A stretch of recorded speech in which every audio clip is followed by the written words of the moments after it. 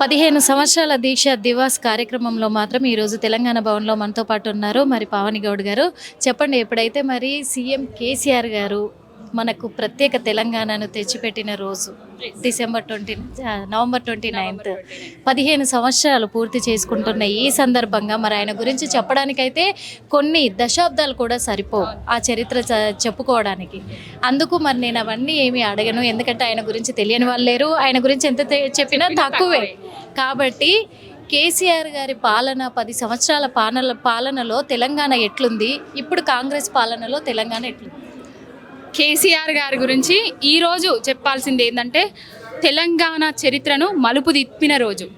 తెలంగాణలో కేసీఆర్ జచ్చుడో తెలంగాణ అచ్చుడో అని నినదించి కేసీఆర్ ఆమరణ నిరాహారకు దీక్షకు కూర్చున్న రోజు. మా కరీంనగర్ గడ్డ మీద నుంచెల్లే ఆయన కూర్చోవడం జరిగింది. అలుగునూరు దగ్గర ఆయనను అరెస్ట్ చేయడం జరిగింది. ప్రాణాలకు తెగించి మరి ప్రత్యేక రాష్ట్రం కోసం ఆయన పనిచేసిండ్రు.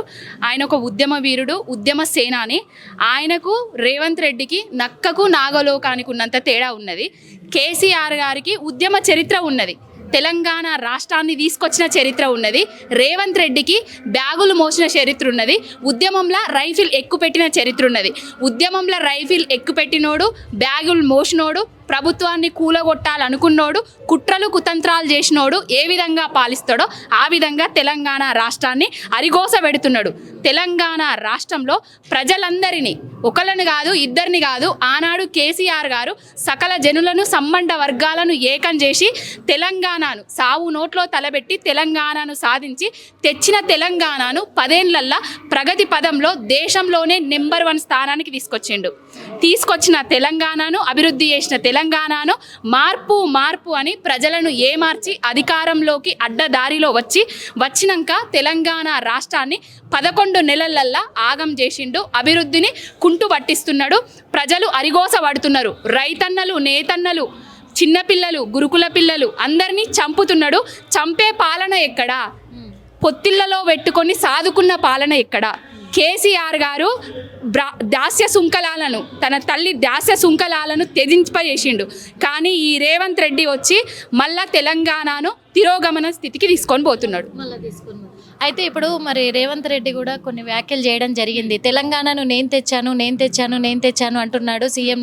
అది కేసీఆర్ గారు అంటున్నారు, దొంగ నిరాహార దీక్షలు చేశాడు, సోనియమ్మను మోసం చేశాడు, సోనియమ్మ కాళ్ళు మొక్కాడు, బతిల్లాడుకున్నాడు, అందుకు సోనియమ్మ పెట్టిన భిక్ష తెలంగాణ అని చెప్పేసి కూడా చెప్పడమే కాకుండా ఇప్పుడు బీఆర్ఎస్ ప్రభుత్వంలో లేదు కాబట్టి, అధికారంలో లేదు కాబట్టి పిచ్చితనంతో అన్నీ కూడా, అంటే ఇప్పుడు గుళ్ళ విధ్వంసం కావచ్చు, లగచర్ల ఘటన కావచ్చు, హాస్టళ్లలో ఇప్పుడు ఫుడ్ పాయిజన్ కావచ్చు, ఇవన్నీ కూడా కాంగ్రెస్ ప్రభుత్వాన్ని తప్పుదోవ పట్టించడానికే, బ్యాడ్ నేమ్ తేవడానికే బీఆర్ఎస్ ప్రభుత్వము, కేటీఆర్ గారు, హరీష్ రావు గారు కలిసి పన్నుతున్న కుట్ర ఇదంతా అని చెప్పేసి జనాలను రెచ్చగొడుతున్నారని అంటున్నారు.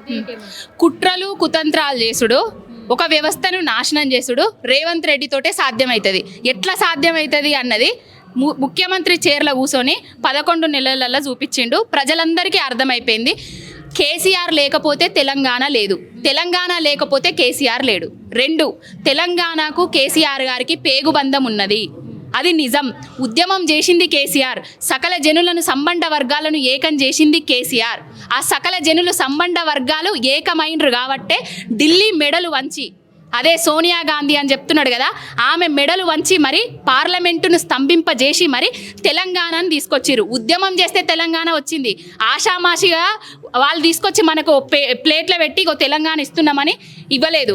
మనం ఉద్యమం చేసినాం. ఎంతమంది విద్యార్థుల ఆత్మ బలిదానాలు అయినాయి, ఎంతమంది విద్యార్థులు చనిపోయినరు. వీళ్ళు కమిటీల పేరుతోటి కాలయాపనలు చేసి ఎంతమంది చావులకు కారణమైనరు. శ్రీకృష్ణ కమిటీ అని చెప్పి ఎన్ని కాలయాపనలు చేసిండ్రు మనకు తెలియదా? కేసీఆర్ చేయబట్టే తెలంగాణ వచ్చింది.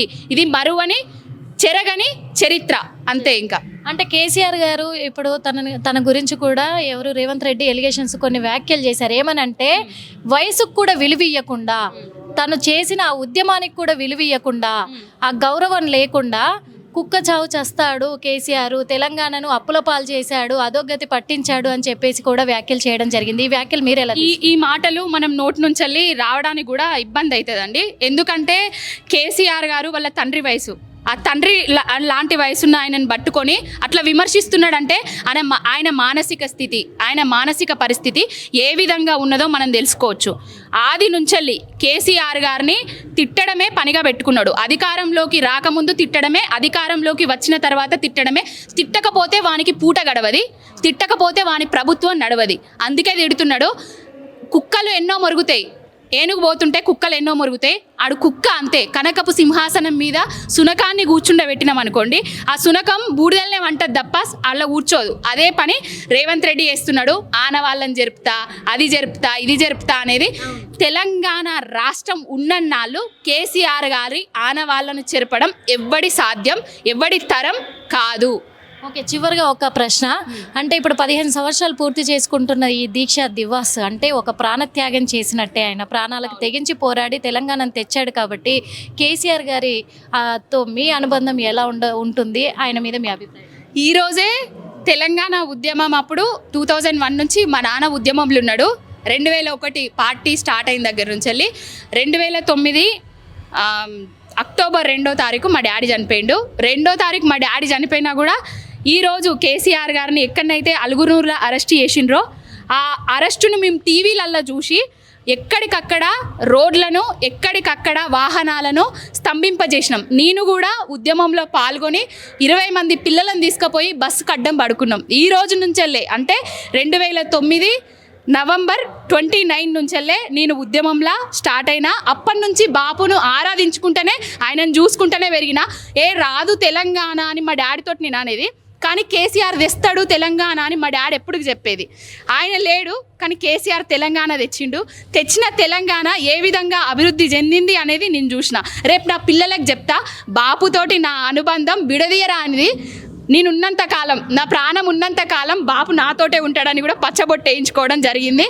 ఇక బాపు అది వేరు. ఇంకా థ్యాంక్ యూ సో మచ్.